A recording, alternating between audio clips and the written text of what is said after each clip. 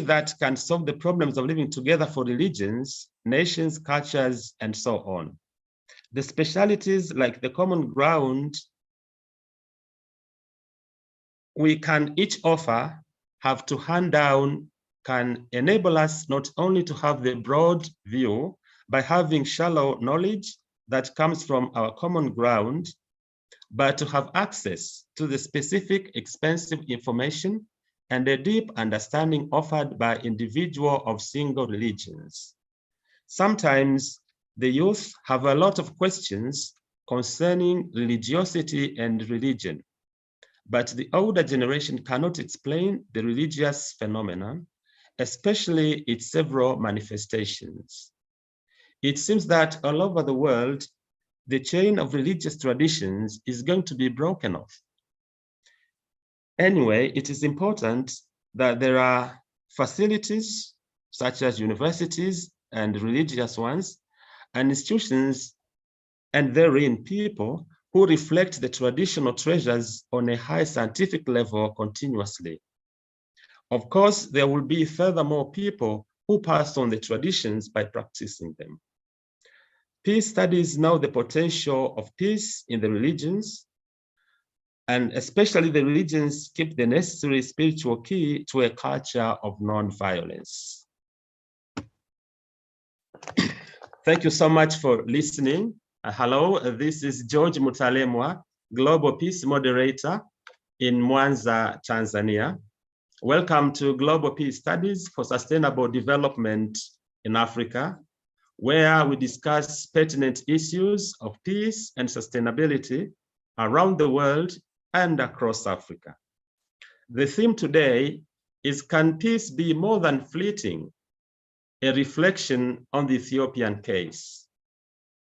The speaker is Professor Manuel Joao Ramos, who is a professor of anthropology and senior researcher at the Center of International Studies at the Institute, the Lisbon Institute,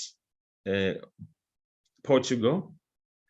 And he's the head of the Central Library of African Studies.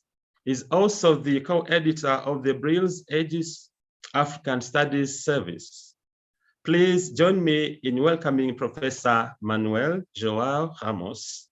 Thank you all for joining Global Peace, and nice to see you all. And Manuel, it's a pleasure having you. You are now welcome also to share your screen. Thank you very much. Thank you very much for the invitation, and I'm very pleased to participate in this series. If you can't listen, please notify me. But in principle, my internet connection is good. Great.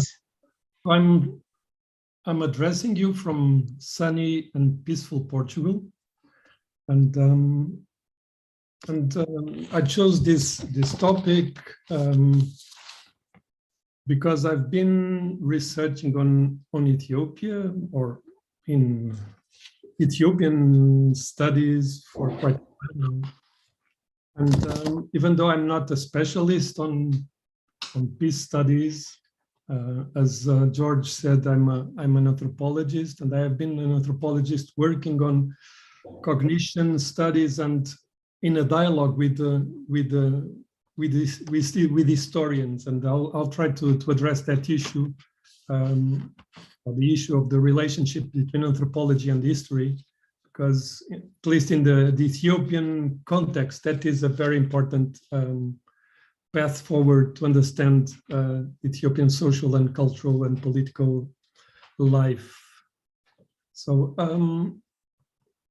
I actually arrived on Ethiopian studies through a detour, and I think it would be it's interesting to note what the detour is about. I worked on Christian medieval, European Christian medieval mythology, and my early interest was on this very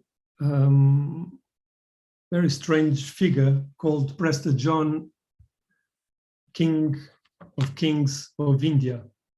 And in the 15th century, Prester John of India, the Indian Prester John, was conflated with the Ethiopian kingship, and so a very long history ensued from that. I wanted to, maybe I'll share the screen to show you an early map of East Africa. Sorry. Not this one. This one. It's a map from the British Library, where you see East Africa as conceived by Portuguese cartographers. And this is Prester John. So it's a king and a priest, a high priest, in robes very similar to papal robes, and he was the king of Ethiopia Major, and his kingdom lied to the east of the Nile. In the 17th century, still Ethiopia was conceived as being a huge country, since the Nile was thought of its source was thought of being in the middle of Africa. So all this were the lands of the Ethiopian king, Prester John. So this is to say that Ethiopia, to an extent, mirrors and has to deal with a very old and very heavy imagetic tradition and ideological tradition that was conceived not in Ethiopia, not in Africa, but in Europe, as is the case in many other African contexts. But I think it's important to note this, because Ethiopia has had a very long and complex relationship with the West, and partly this comes from this mirror that is the figure of Prester John. This idea that Prester John, a Christian king that would be an ally of the West to conquer Jerusalem in a crusading fight with the Muslims. So it's a very heavy stuff that Ethiopians have to bear in their relationship with Europeans. So that's how I arrived in Ethiopia. And I've been working on conflicts in Ethiopia, historical conflicts, contemporary conflicts, and so I haven't been to Ethiopia for, I would say, 3 years now. So since the start of the civil war on the 3rd or 4th of November 2020. I have abstained from returning to Ethiopia, but I followed from afar this very horrible and this humanitarian crisis, this terrible war that was terrible and to a great extent silent from the Western media. This war that killed so many people in 2 years, from the 3rd of November 2020 to the peace agreement or peace treaty that was signed in Pretoria on the 3rd of November 2022. So I have tried to grasp and try to understand how to frame this flare-up, this complex flare-up of hostilities in 2020, how the peace process went about, and how today we are facing a situation where Amhara Fano militias are controlling part of the Amhara territory, where the federal army is fighting their former allies, the Fano militias, where the Oromo Liberation Army is controlling a part of Oromia, where Ogaden is partly controlled by militias, where Tigray is controlled and quite autonomous from federal rule, controlled by the TPLF. So we are facing a situation where pessimists would say that Ethiopia is on the brink of breaking up. But Ethiopia has been in the brink of breaking up since probably the first year of Ethiopia's existence. So that's why I think matching contemporary analysis with historical analysis is important. So it is. That's what I wanted to talk about. What are the drivers for the centripetal factors in Ethiopia? What are the centrifugal factors in Ethiopia? And how this dynamic has been a constituent part of Ethiopian political life since almost forever. So this is the case I wanted to talk about, and of course the title is a bit of a provocation. Can peace be more than fleeting? I come from a country where peace has been more than fleeting. That is Portugal, if we discount the fact that we are part of NATO, and as such we are part of a global war. In fact, the country itself has been at peace since the colonial wars, but the Portuguese territory has been at peace since its last war with Spain in the mid-19th century. So we are a peaceful country, and so I know that peace can be more than fleeting in some cases. The Ethiopian case is quite a different one. So that I wanted to make two sort of introductory points. One, maybe please, George, excuse me because I'm going to repeat what I said in Kakamega in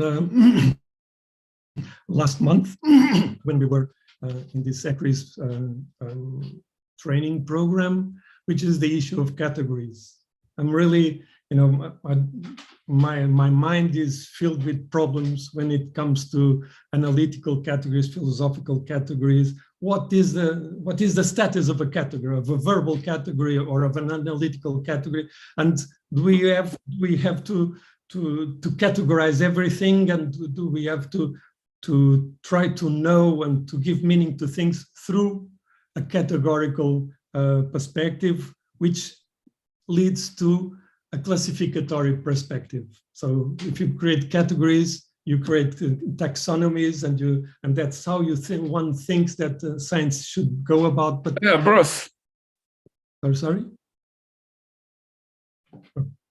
And so I wanted to go back to this wonderful passage by Bertrand Russell where he discusses categories. And he says, I don't understand what philosophers want to mean by categories. Aristotle and Hegel and Kant, I don't know what they want to mean. What is a category? I don't understand categories. So I'm a bit with Bertrand Russell in the sense that we tend to think, at least if we follow a Western way of thinking, that a category, a substantial category, is independent and above its properties. So we tend to think that we can think in pyramidical and hierarchical terms, and this way of viewing reality clashes frequently with reality, because reality is fleeting and reality is contextual. And so when we want to talk about peace as a substance, as a category in itself, maybe we are not understanding what peace is. And the same is true, and actually he mentions this, the same is true for a country or for a person. What he says, what is Mr. Smith? Well, I can see Mr. Smith, I can smell Mr. Smith. Sometimes he's ill, sometimes he's healthy. But what is Mr. Smith beyond the states of my knowing him? Is there a substantial category of Mr. Smith or a substantial category such as France? And I would add, is there a substantive category such as Ethiopia or anything in the world anyway? So I wanted to stress this because Ethiopia is a geographical and historical conundrum, and it's an immensely complex, of course, country that has been misread for centuries by Western thinkers and by Western travelers and by Western missionaries, and so the idea that power in Ethiopia is a reflection, a mirror of power systems in Europe was very strong, has been very strong, and it has really framed the way we look at Ethiopia and the Ethiopian power relations, in the sense that Ethiopian kings would be kings like European kings that would have subjects under them, and this power system would be formed as a pyramid, and so the regional governors would depend on their relation with the king, and so the power system would be in Ethiopia would be a reflection of this Prester John concept that was a mirror of Western political viewing or self-viewing. And in fact, and my subject for a long while has been trying to understand what happened in Ethiopia in the 16th, 17th, 18th century, and it is impossible to understand what happened there if we get to this context armed with these views, with these categories, and with these conceptualizations of power as a reflection of Western political system, because the relation between kings and governors and regions has never been one where the pyramidal system would make sense. And I wanted to stress this and this history also to understand what the reality is today, because one particular moment or period in Ethiopian political history is called the Zemene Mesafint. I don't know how many of you are more or less familiar with Ethiopia and with Ethiopian historiography, but I wanted to mention this period, which is considered, translated, it's something like the era of the princes or the era of the judges, and it's a period of Ethiopian history in the 18th century to the early 19th century that has been not very well understood. I can share with you maybe later or now at least an article by a colleague, Professor Shifarao Bekele, where he disputes.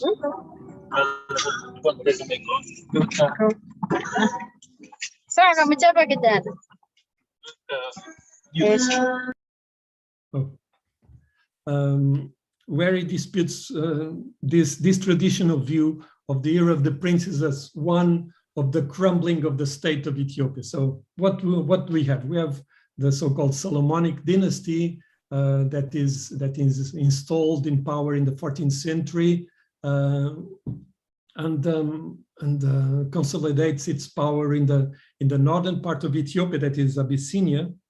And in the 16th century, after the jihad, the fight between Muslims from the lowlands and the Christians from the highlands, this is to put things in a very basic way, the Oromo start appearing in the scene, the Ethiopian scene, and they very soon become a partner in dialogue with the Abyssinian Christians, the Abyssinian Orthodox Christians, the Muslims from the lowlands and from Ifat and from Wollo, and the Oromo people very, very quickly integrate the system, and they become a partner in power broking situations.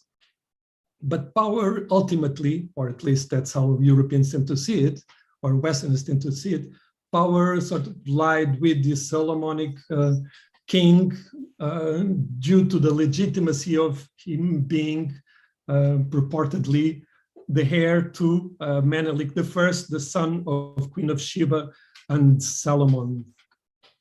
So, but the fact is that very soon Ethiopian political life and military life and economic life is a conglomerate of these three major groups, if you will. That is the Abyssinians, Christian Abyssinians or Christian Orthodox Abyssinians, Muslims, and the Oromo, who were partly converted to Orthodoxy, others are convert to Islam, and in the mid 18th century, the control of the kingly control of the relations with the region sort of totally crumbles. Ras Mikhail Sahul appears as a new power broker, and the system becomes one of I would say, to an extent, of a confederation or a federation of warlords, of regional lords. And this doesn't result, even though historians tend to see it that way, this hasn't resulted in a crumbling of the state. It has resulted in a transformation of the political system from a system that was sort of, to an extent, centralized around the figure of the king, to a system where a group of lords would bargain and would relate in order to control the polity, and as always, centripetal and centrifugal tendencies were visible, and they were very visible there. But it was actually the role of these princes, let us say, the Wara Sheikh, the sons of the Sheikh, many of them of Oromo origin, Oromo, Tigrayan, Abyssinian, Amhara origin, who kept the system in place. So I mentioned this historical period because nowadays some interpretations of the current situation go in the same way, that is, in characterizing the present situation of Ethiopia as one of a new Zemana Mezafint, that is a new era of princes, or a country that is about to embark in this very dynamic and I say fragmented period. And this in direct confrontation to a project that I wanted to talk about, which is the project of the so-called the Prosperity Party, and its leader, who is the present Prime Minister Abiy Ahmed Ali, the Nobel Peace Prize nominee for 2019, and he is a very well-known figure. And I'll try to mention. I wanted to go into some discussion of his role in all this. So we have a situation that is interpreted locally by many Ethiopians as one of the country entering into a new era of fragmentation. This is what comes arrives to me from the ground, even though as I say, I'm not there.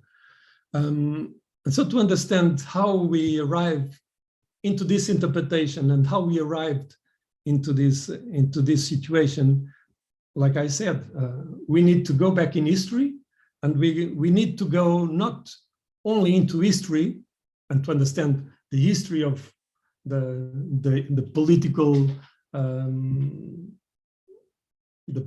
body of Ethiopia and its various transformations, but also on the historiographical and legendary narratives that proliferate and they are varied and sometimes confronting, that proliferate regarding that same periods of Ethiopian history. That is how people now look back in history to reinterpret and to make sense of the present situation.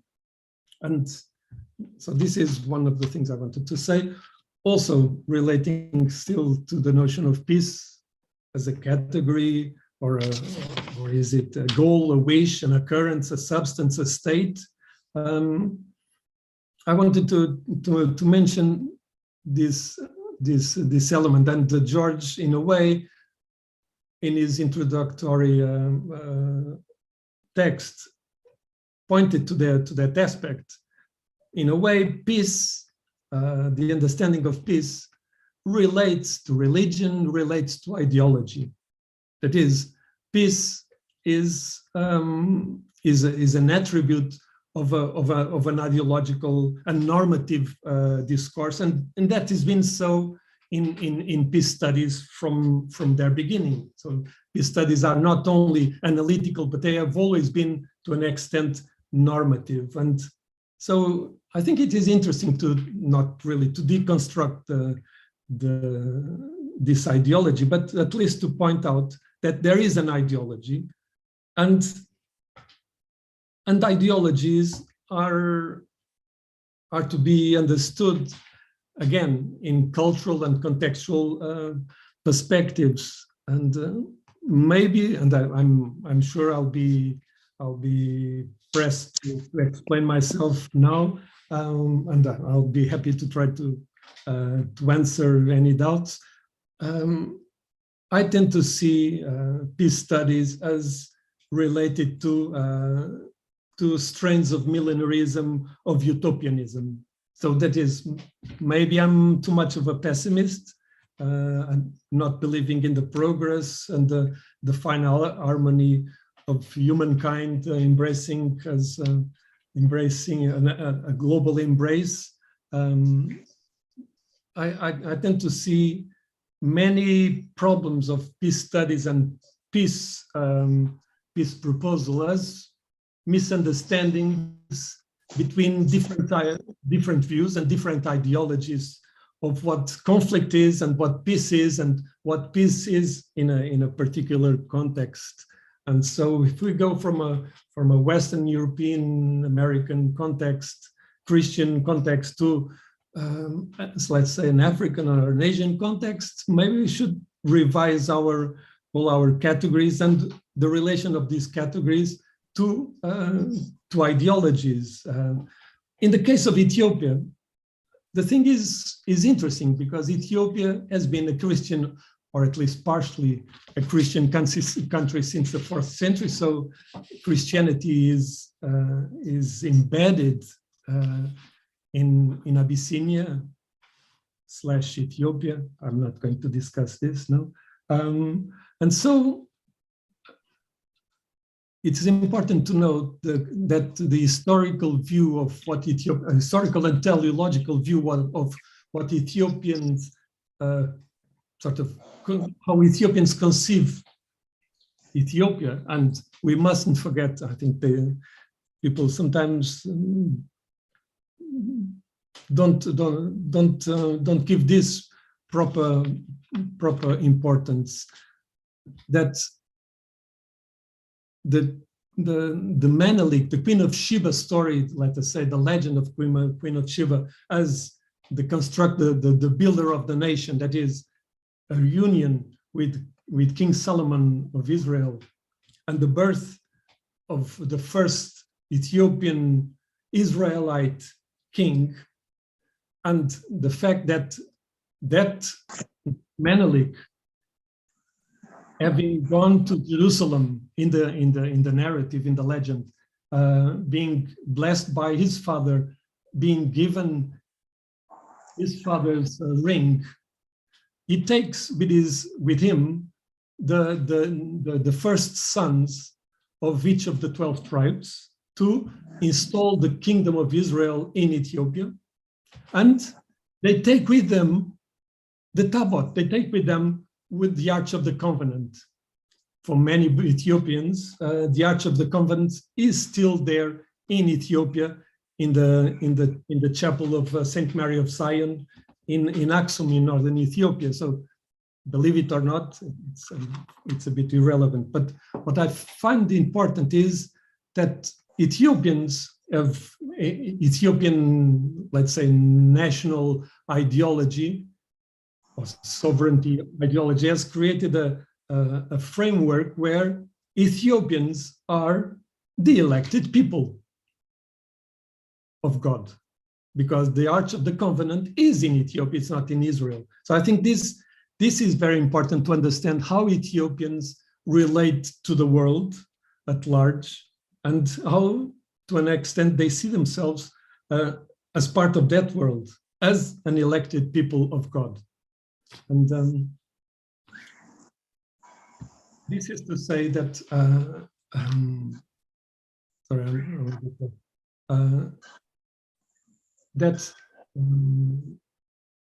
I followed this path and I forgot what I was saying before.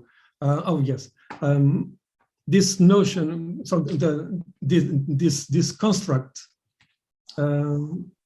has meant that there has been a large, and in the Kebra Negas, that is in the book of the Glory of Kings, that is very clear, and it's very clear in a number of hagiographic hagiographic texts and manuscripts and chronicles.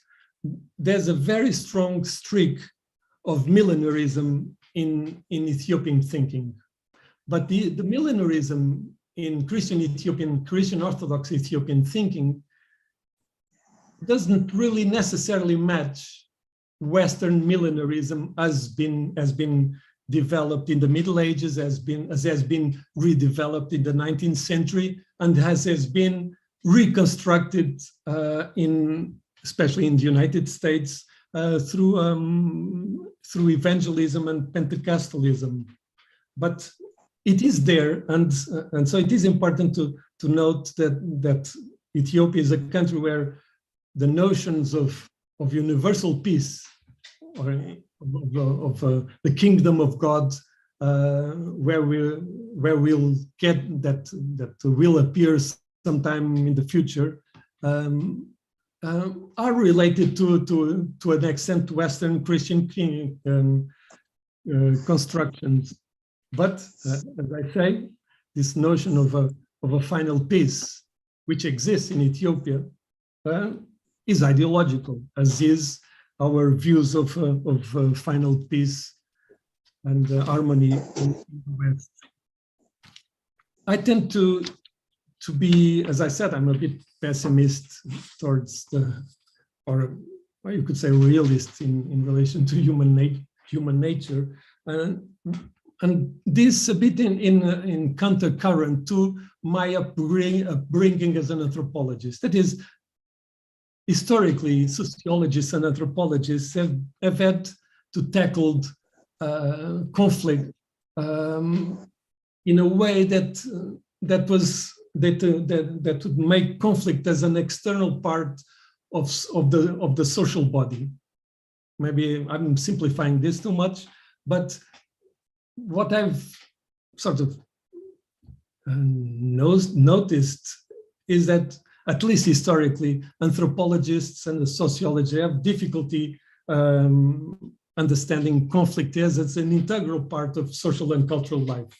And I know that I can be bashed for this, because I know many cases where this hasn't been the rule. But anyway, I know I'm generalizing, but just to caricaturize this, I would say, semantic or epistemological difficulty that anthropological discourse and sociological discourse have in relation to conflict and to violent conflict, and a historical exception. And it's interesting that, to an extent, it's an historical exception, is the work of Georg Simmel. And Georg Simmel wrote on conflict, but interestingly, he was not.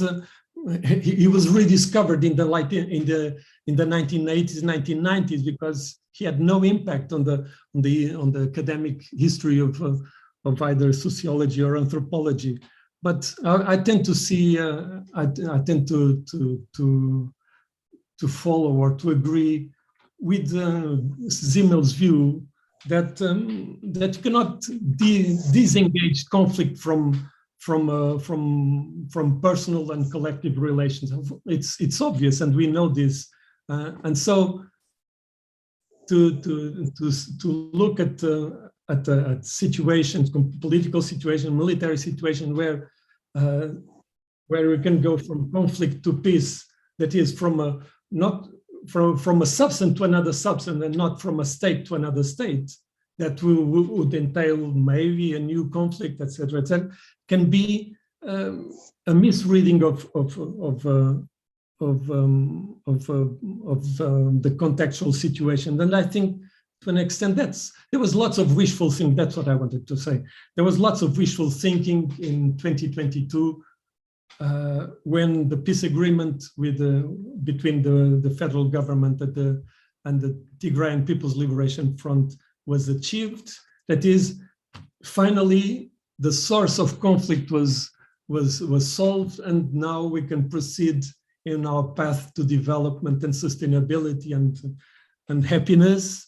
And the fact is that maybe due to the fact that to the circumstances that maybe the treaty was not totally effective, or some of the parts were not invited to the peace agreement, and it's a fact that neither the Amaras or the Eritreans were part of the agreement. This has in a way sowed the seeds for further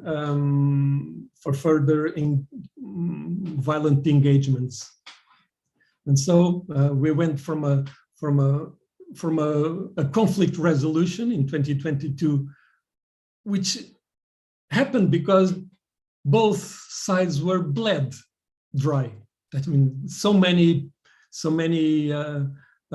people had been killed, and that both armies were so bled that the peace agreement was the formalization of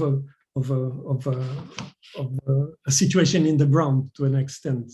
I'm not minorizing the importance of the mediations, the African Union mediation, but the fact is that 2 years of very aggressive, very violent civil war exhausted both the federal army, the regional armies, the regional special forces, and the Tigrayans, and so the conflict, that conflict died out. But the problem was not confronted. And what is the problem? The problem is, as I said, this historical complex, which is how to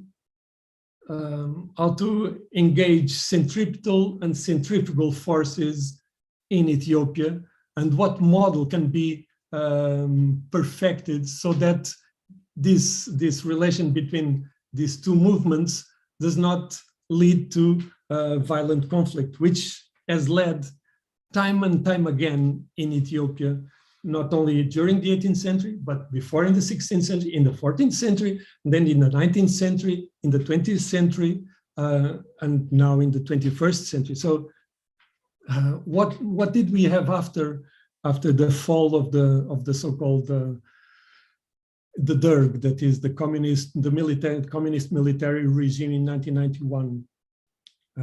We had the Tigrayans and the Eritreans with their allies reaching Addis Ababa, and a new model being installed, that is a model of ethnic federalism. And ethnic federalism was created in such a way that could be easily manipulated by elites, and which has happened, and that in a way it justified and it pushed forward the possibility that a minority group from a minority region could somehow, in practice, rule the country. And that's what happened for 18 years or more than 18 years, in Ethiopia. No, sorry, not 18 years, 28 years. Yeah, 1991 to 2018-19. That is the time when Prime Minister Malaysia Nawar came to power. The country went from the war with Eritrea to a high drive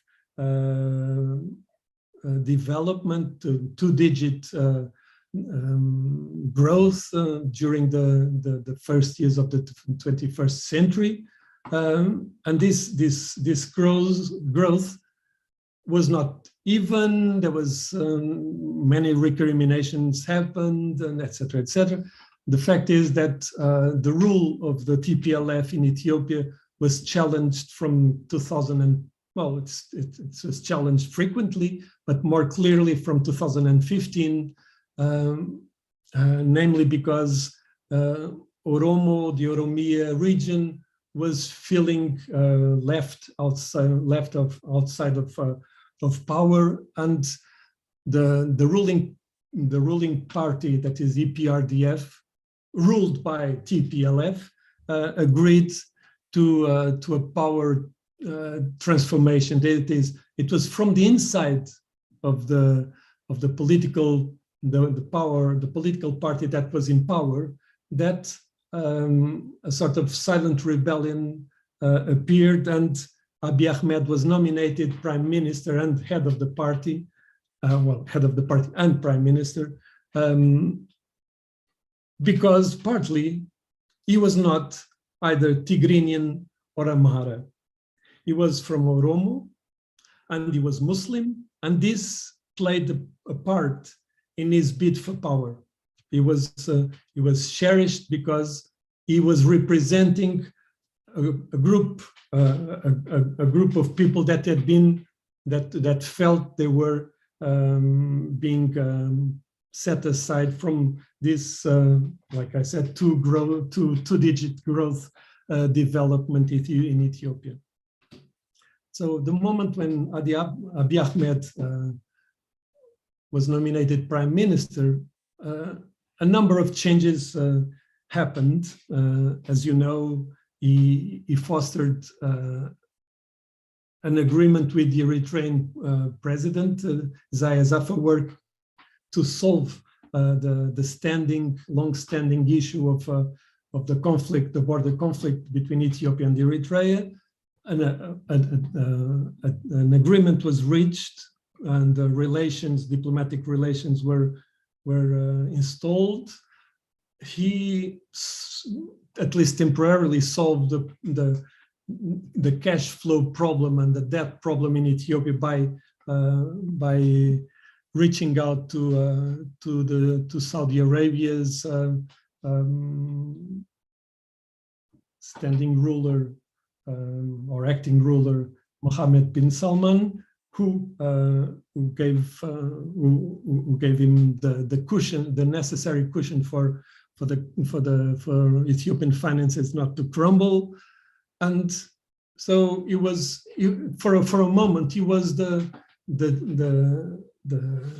honey of the media, and this has certainly how do you say, certainly played a role in his nomination as the Peace Prize, the Nobel Prize for Peace in 2019.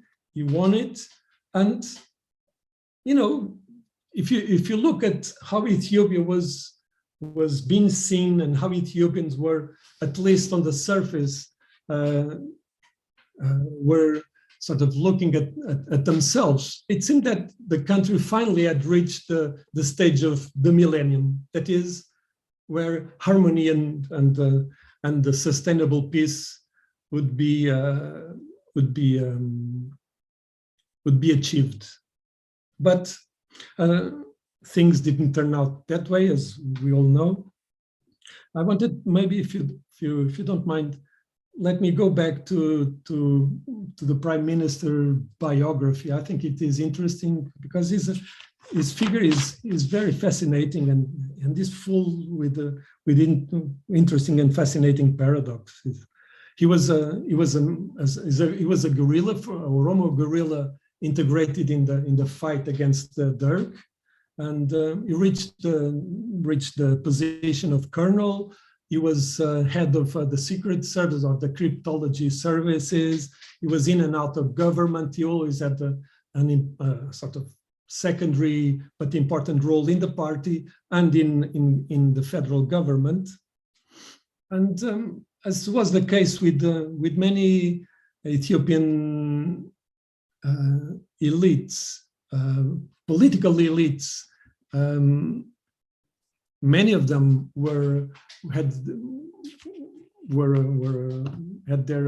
they needed, many of these people were looking for an academic, how do you say, an academic support for their political and social position. It was a time when the GDZ, the German corporation, would offer scholarships for politicians of all levels to go to Germany, to all these universities and institutes in Germany to do master degrees, PhD. So suddenly you had this mass flow of politicians that had a career in their CV, had the master and the PhD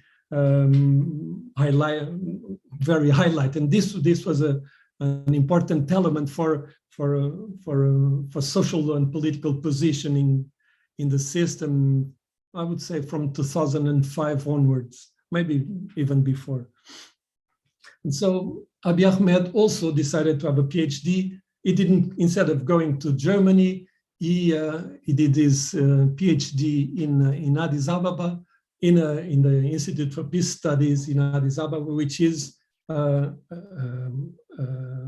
in a course, a PhD course that is set up in partnership with Leipzig University. And he did his PhD in peace studies. And even though his dissertation or his thesis has been recently challenged by some academics as maybe, I'm not going into this controversy, whether it was plagiarized or not. This is totally besides the point. What for me is interesting is the topic and the view that he expressed, the views that he expresses in his PhD thesis, and he deals with what he calls social capital, and this idea that in order to accrue social capital in a region or in a country, you have to create an enemy. You have to create an element of a cancer-like group that needs to be extirpated.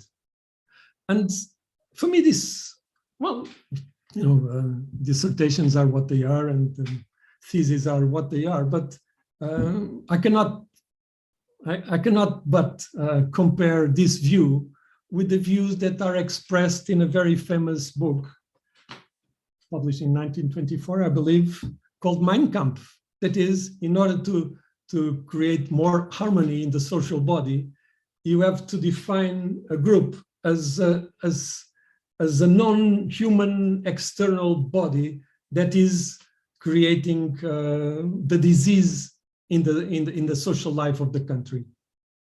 And this is his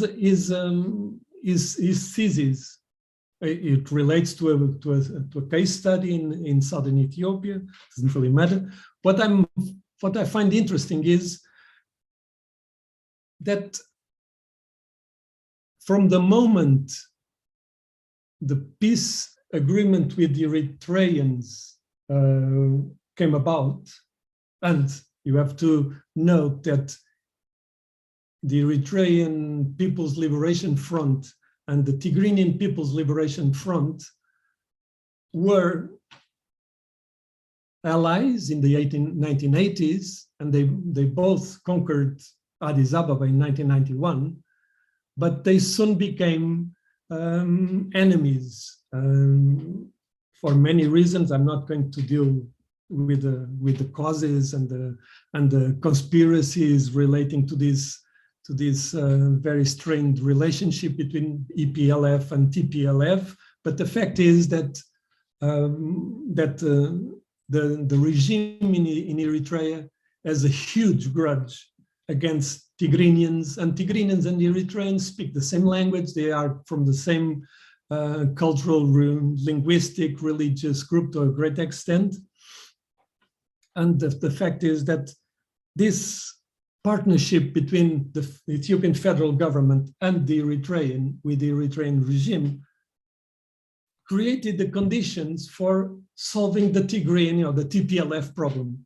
That is, to look at TPLF as the cancer that was poisoning the development and the peace and the growth of social capital and political harmony in both Ethiopia and in Eritrea.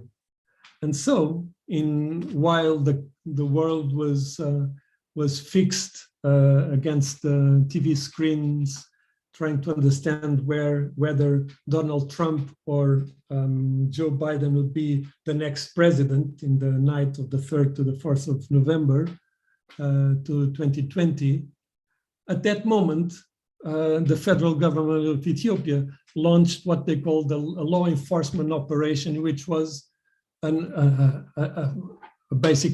attack against the TPLF in Tigray, which was complemented by an attack of the Eritrean army and the invasion of Tigray by the Eritrean army, with also the support of the Somali part of the Somali army, also complementing this effort. And so this was what happened in that night of the election in the US.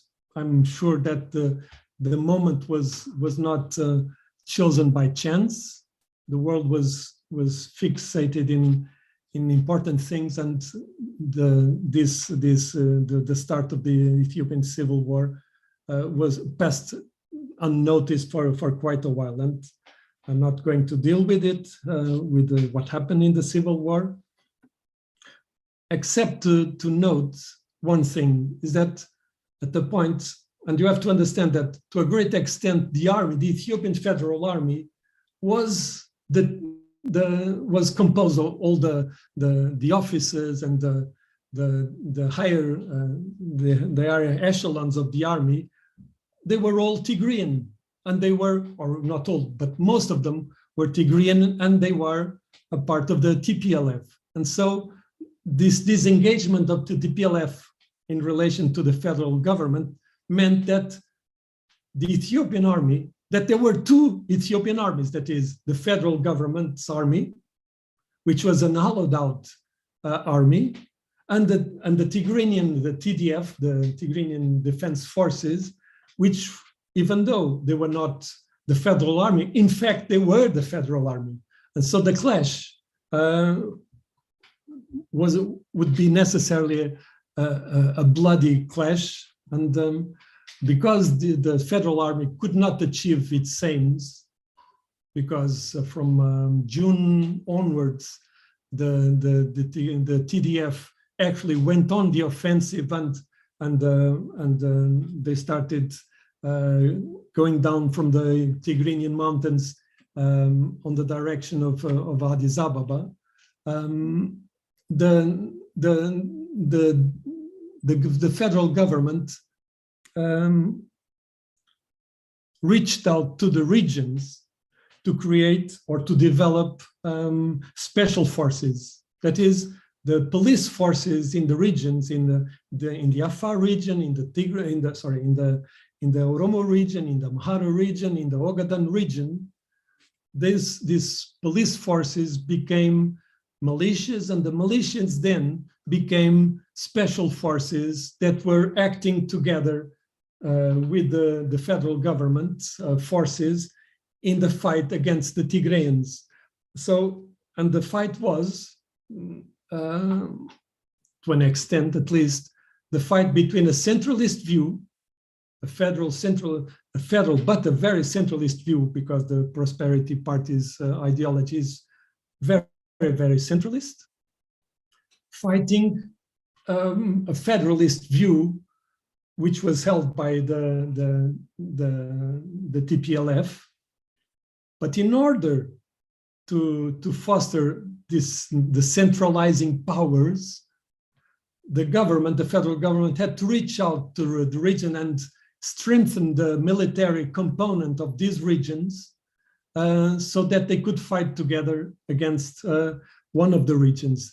The end result was that the Oromo special forces, the Amhara special forces, became inherently very, very strong. And so it's like a weird paradox that the war that was fought between federalism and centralism ended up with a supposed victory of centralism that was in fact totally supported by regional armies that had not centralist perspective, but federalist and to an extent centripetal perspective, namely in the south, both in Oromia and the Ogaden. So the situation in Ethiopia is now one where you have militias fighting the federal government, and partly because the federal government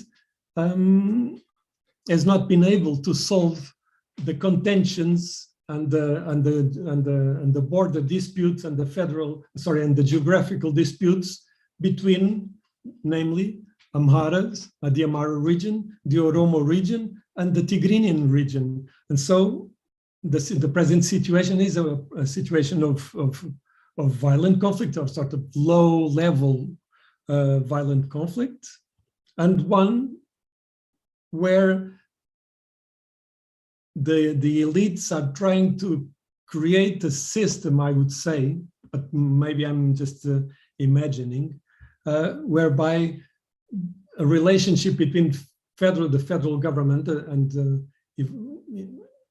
even though the Prosperity Party is, as in the past, tried to abandon the federalist constitution or try to transform it, do away with the federalist constitution and create a centralizing regime. Now, in fact, as part, I would say, of this of an agreement with the Tigrayans, the Prosperity Party of Abiy Ahmed has in fact backtracked and is now supporting federalism. And so the situation is one where of extreme fluidity, both political and military, to try to reach a point where a balance can be reached.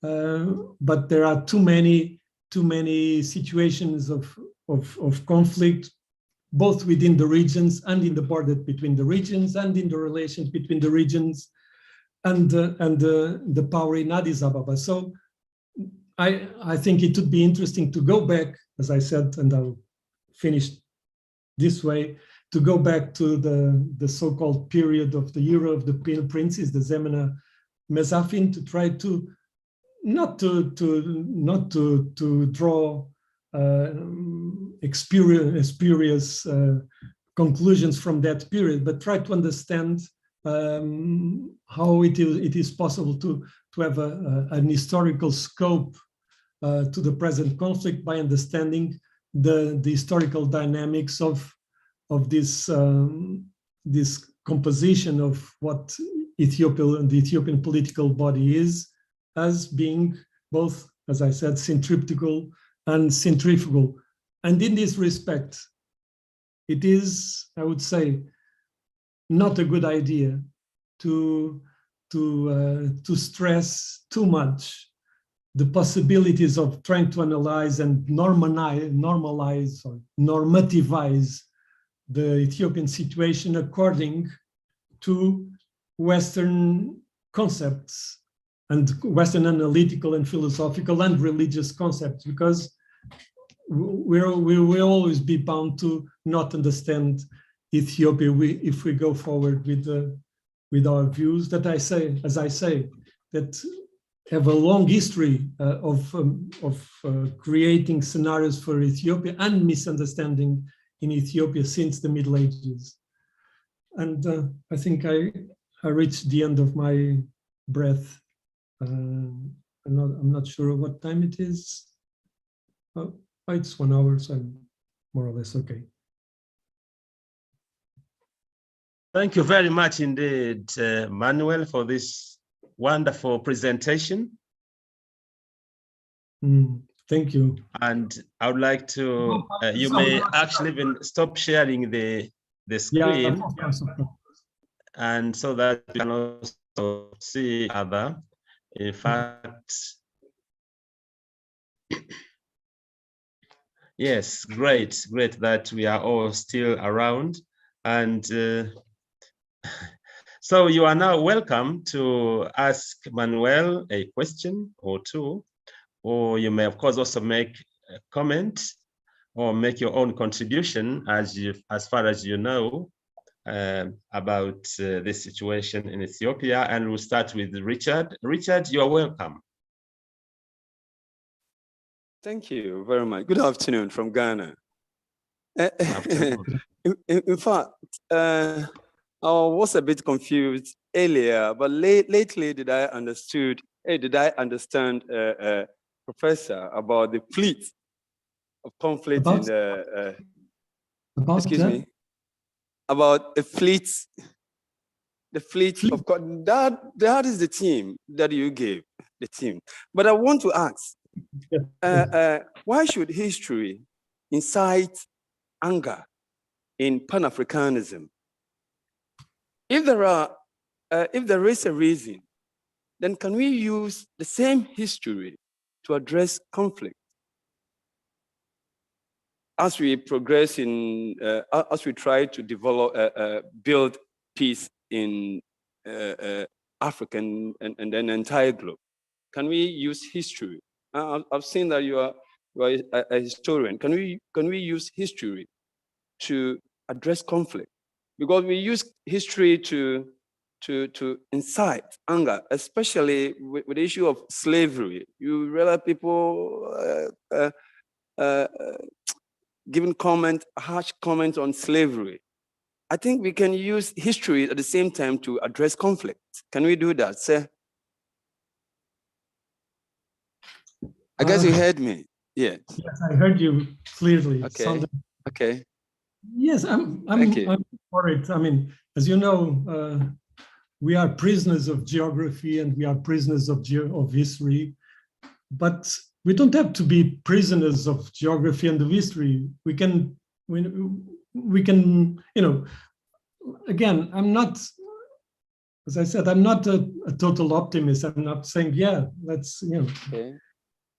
We go from a state of subjugation to better worlds. You never know what's happening tomorrow. So, as I say, I'm a bit of a pessimist. But the fact is that there is not one. Of course, there is not one history. History is always contested and can always be used, if you want, to create divisions. And Ethiopia is a very interesting case of this, because with federalism, teaching history has become, you know, the normalized, very how do you say, very Abyssinian-centered historiographical narratives of Ethiopia as a unified country, etc., led by the good emperor, etc. That all crumbled with the teaching history in different regions, and to an extent, the teaching of history and sometimes the simplification of historical analysis and the participation of historians in this simplification of history can lead precisely to this, as I said, centrifugal movements. And this has you know, this you can see in Catalonia, for instance. You know, the moment when Catalonian historical history programs in schools were disentangled from the rules and norms of the Minister of Education centralized in Madrid. Of course, the discourse of Catalonianism as separate from Spain had to grow, and it grew, and it's, you know, it's life is like this, and so one thing is simplifications of history. The other thing which I find important and interesting is how can historians participate in an historical discourse that does not lead to this simplification, you see, and where historians can be able to retain, historians or political scientists or whatever are able to retain the liberty of being critical, you see. And now I'm speaking to you from peaceful Portugal, where this notion of critical thinking is totally absent, because we are partners with Ukraine, so we have to be Russophobes, and we cannot understand anything if we go down the path. So it's not an African issue, it's a world issue. Okay. Oh, thank you so much. Thank you very much. Thank you.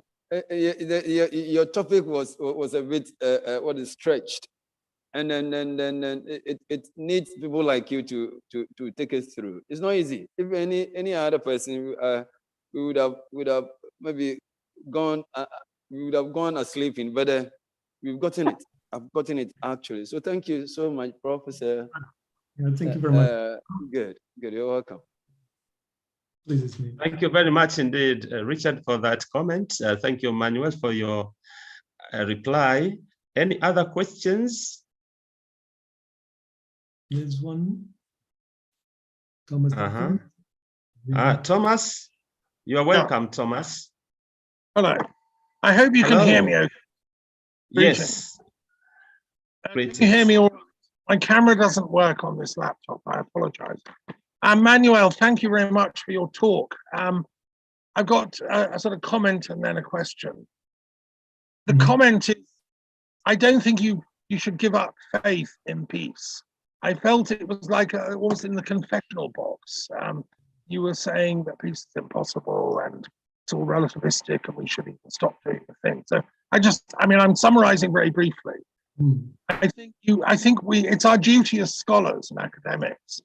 Yes, we work within a certain tradition, but there's tremendous tools and gifts we can bring to this work. You're also an artist. You have tremendous. You didn't talk about Ethiopian art. There must be artists working away in Ethiopia trying to bring hope to people. So my first comment is just don't give up the faith. It may be a long journey, but we have to carry on. The second point, which is a question, sort of focuses on my own interest as a religious studies expert in eschatology. And you talked about that a little bit. I've always been interested in the history of the Ethiopian church. And I note you've written a study of Pedro Paez's early Jesuit history of Ethiopia, which is fascinating. I wish you'd talked more about all that. Was Pedro Paez aware that the Ethiopian Bible, of all the Bibles in the world, has these ancient Jewish scriptures, the Book of Enoch, in it? I've written a commentary on the Book of Enoch, which is theologically fascinating, as a template for Jewish, Christian, Islamic synthesis and reconciliation. I'm with, Shelley and the romantics of British intellectual history that said, let's jump to a Blakean, metaphysical piece. But how do you think, study this in great detail, how do you think the Book of Enoch got in the Ethiopian Bible? Was it Frumentius who brought it? And if so, why? How? And can you refer me to any early histories of the Ethiopian church that would explain how the Book of Enoch is in their Bible? Because I think this is a mystery. And I wonder if Pedro Paez wrote about it. That's my question. Okay, thank you for the comment and the question. On the last part of the question, maybe I can, because my brain is not working that well. I'll write to you if you give me your Okay. address. I'll send you some possible references if you don't mind. My email, I don't know if I has shared it with you. It's easy. I can put it here in the email or the chat. Yeah, so that is easy. Manuel.ramos@isct.pt. Yeah, Pedro Paez. Yeah, I spent 10 years of my life with the Jesuits, dead Jesuits. I'm not sure that Pedro Paez was that informed about Enoch. He was informed about the fact, of course, that the Ethiopian Bible was not conform, didn't conform to the Catholic Counter-Reformation Bible. That is obvious. Other priests, missionary priests, were aware of Enoch. I'm not sure. At the moment I can't remember who they were. They knew that there were lots of apocryphal texts in Ethiopia. And because this was part of the controversy, precisely, the Jesuits, imbued with the spirit of the Counter-Reformation, wanted to reform the Ethiopians and convert the Ethiopians to Catholicism. That was this huge, amazing, strange project that they took on. And they took on because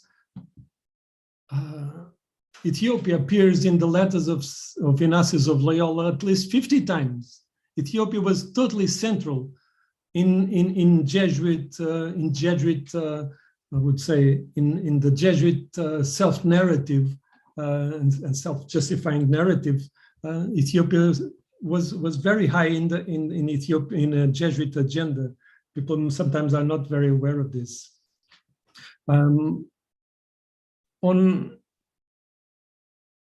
So the reference I'll send it to you. Let me say that I edited the book, Pedro Paez's book, with two colleagues. They're both historians, Isabel Boavida and Hervé Penec.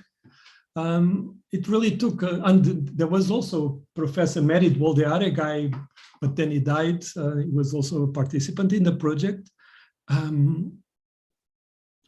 Pedro Paez's book is, sometimes I say to my students, if you want to look at where you can find good Portuguese anthropological writings, don't look to the 20th century or the 21st century because there are none. But look to the 16th century and 17th century. Pedro Paez his endeavor is a huge ethnographic anthropological endeavor.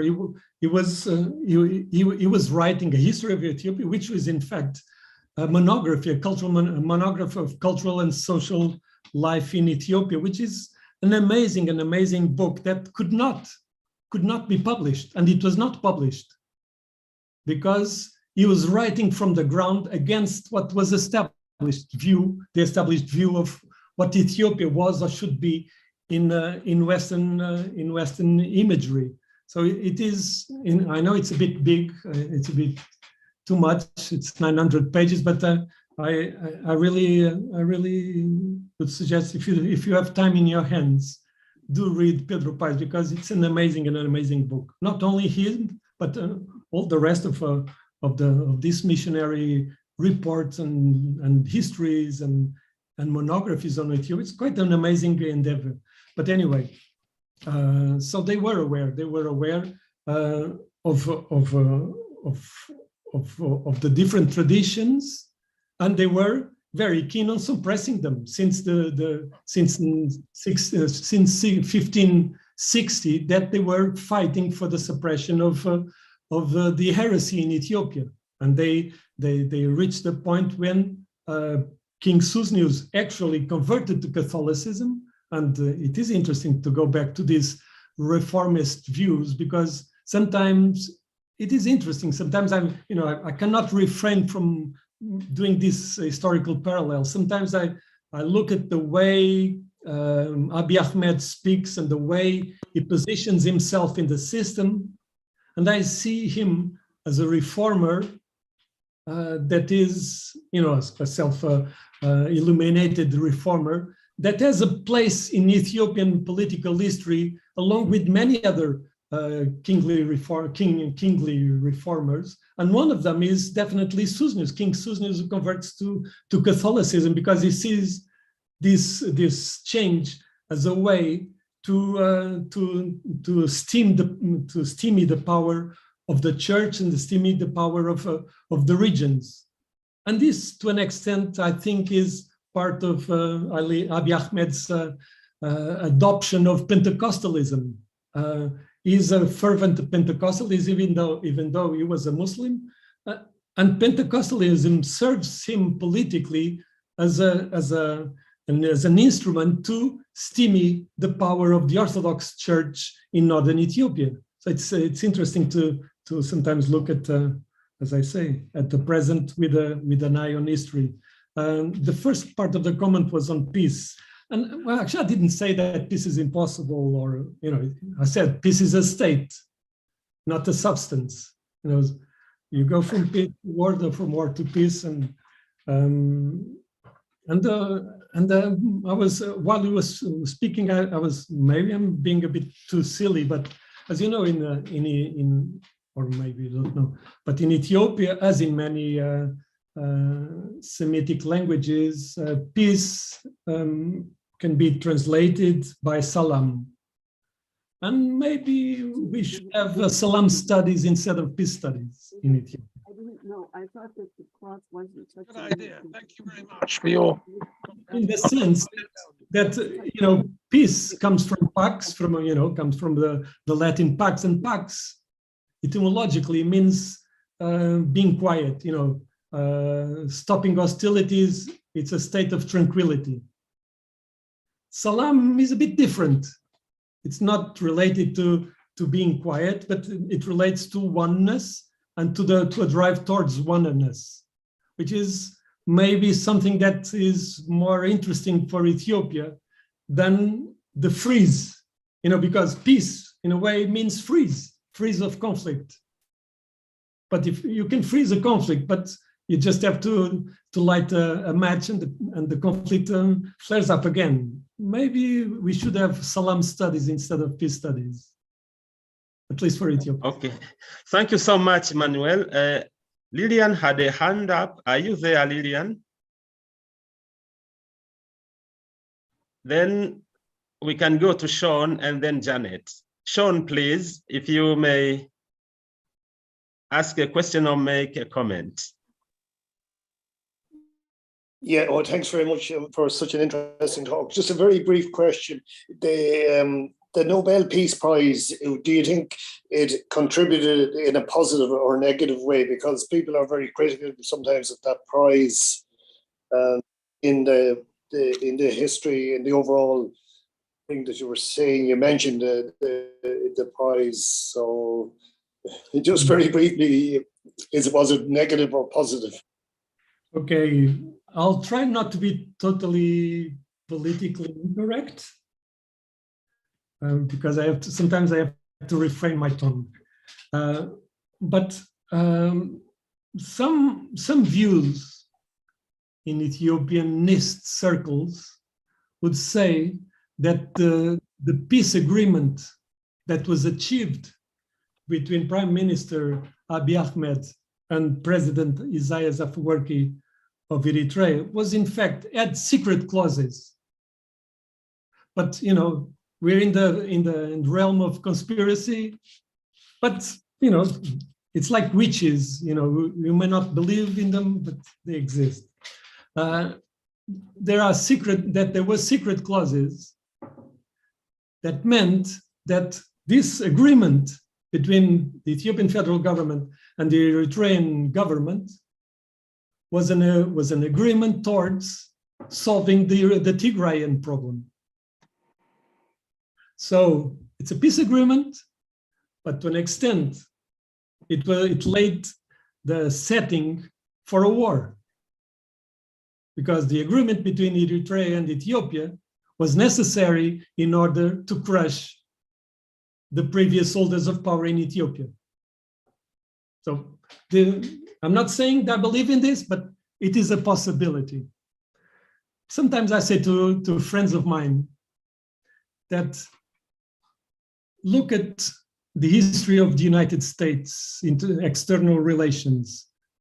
In the past 100 years, when did the United States have 4 years of peace? From 2016 to 2020. So sometimes I say, shouldn't we give Donald Trump a Nobel Prize for peace?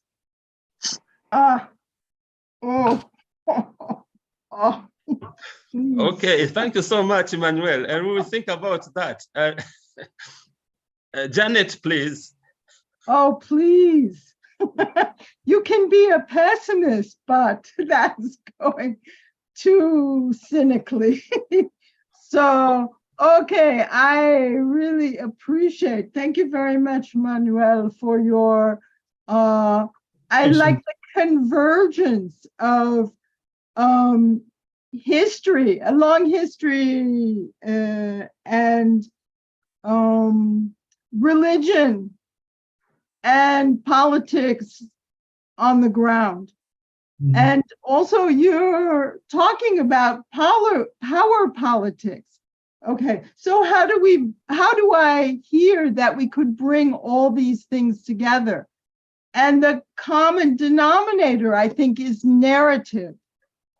And who creates the narrative for what purposes? And you, I think, referred to narrative in various ways. One is historical, for example. One is historical narrative, and looking at the history as what people refer to claim identity and power, and what is the nation? And I think we can think of Benedict Anderson and the imaginary community. We're writing narratives all the time. And a consolidation of power, I would say, is a consolidation of a narrative. And like in the United States, in my opinion, there are big efforts to break the sense of unity and to break the belief in government or anything, community, anything that's working. And this is a power. Thank you, Peter. And this is a power grab. This is a power grab. Dismember the government that functions to some extent within the country. And I just throw this in, it's a little off my subject, but to my point that there's militarism is a war. Okay, here's my main point, besides narrative, that we're always generating narratives, and it depends how we use them. Like a lot of our peace movement, work in peace education with a focus on public education. We're trying to build a normative peace narrative that relies on human, sort of like a beloved community. We have power as individuals to make something good amongst ourselves and to resist these power grabs to tear apart our society and other societies. Okay, but I don't think you have to stick peace in either or. I think we have to rely on, as you said, peace is not a state. It is a state, not a substance. Peace is the dynamic generation of narratives for which we have I have a moral commitment.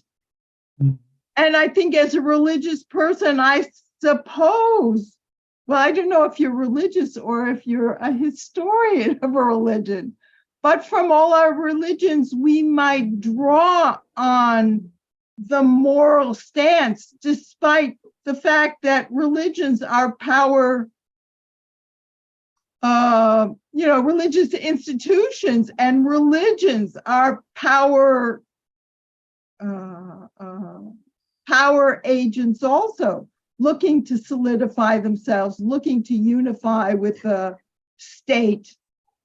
So anyway, this discussion doesn't have much time left for how much I'd like to talk to you. And you see, your talk was so stimulating for me. I really appreciate it.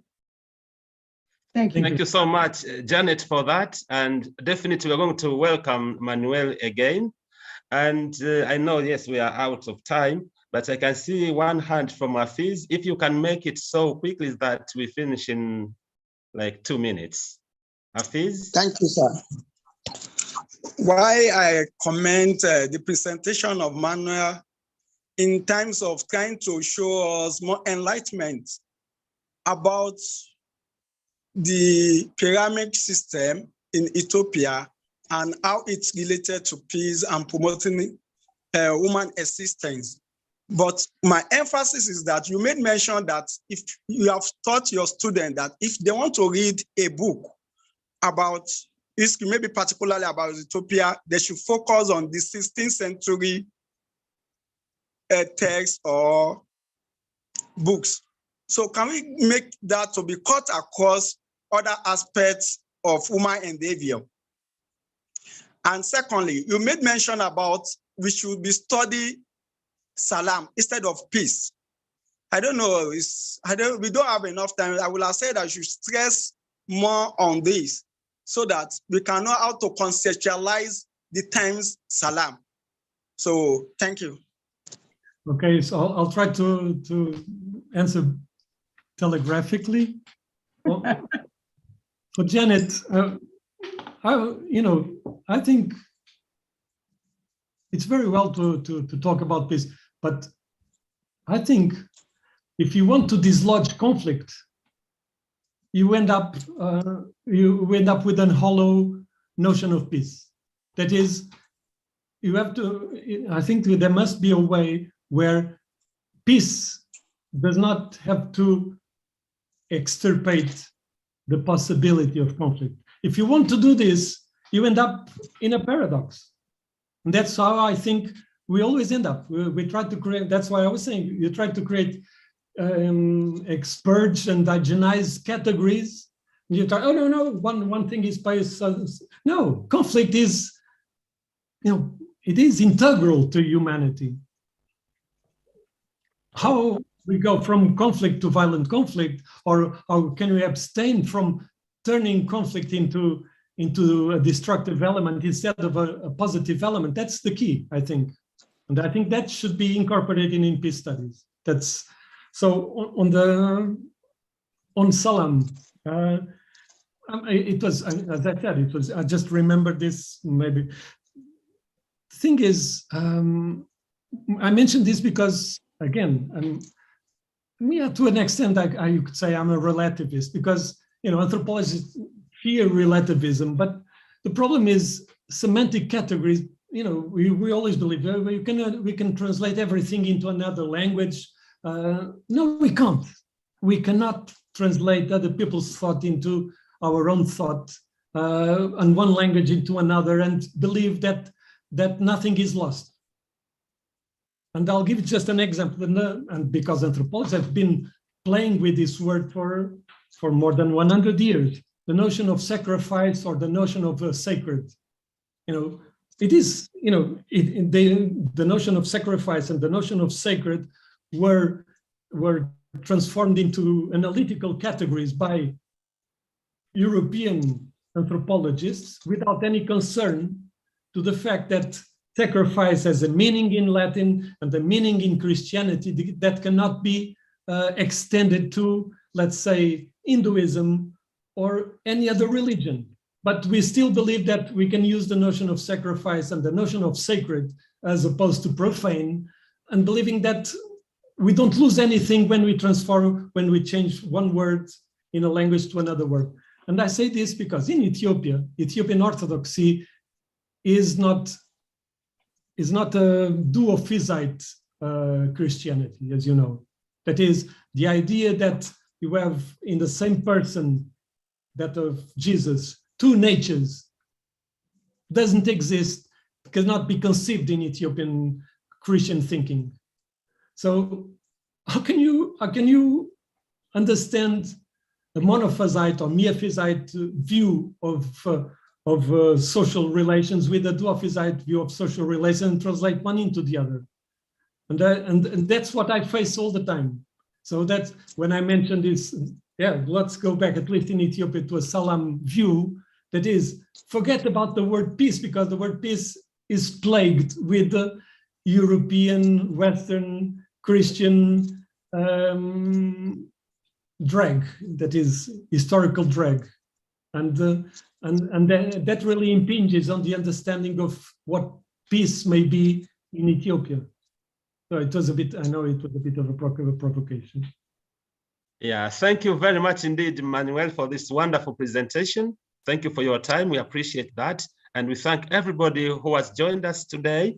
And we welcome you again next week. In fact, we'll be concentrating on, we have actually a conference on the BRICS, on Brazil, Russia, India, China, and South Africa.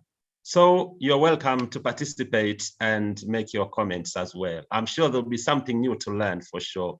Thank you very much indeed. All the best. Thank you very much. Thank you, George. Thank you. Thank you. George, just before everybody disappears, I wanted to introduce Howard and Mary Ellen and Janet, the three old dear friends of mine. Mary Ellen goes back to my very young days. Welcome, welcome. Thank you very much indeed, Peter. Thank you. You are welcome, Mary Ellen and Janet. Of course, Janet has always been there, I should say, probably from the beginning of Global Peace. And Mary has just joined us today. And there's Howard. And the other one was, yeah, Howard. Of course, Howard is our brother, has always also been there. So thank you very much indeed. Mary Ellen is a person of enormous capacity. And I hope she'll keep joining us. Wonderful, wonderful. Thank you so much, Peter, for this connection. Diana as well, from Argentina, is holding down the peace whole network there and connected. So we hit many continents now. Wow. Look what I started. Lovely. Now. Thank you. Thank you so much indeed. Okay, thank you. Next Wednesday. Bye-bye. Bye-bye. See you all again. Come back. Okay, Yeah. okay, Thank okay, you. okay. Thank you. Bye-bye. Thank you. Thank you. Bye-bye. Bye. Bye. Thank you. Okay, such a good talk.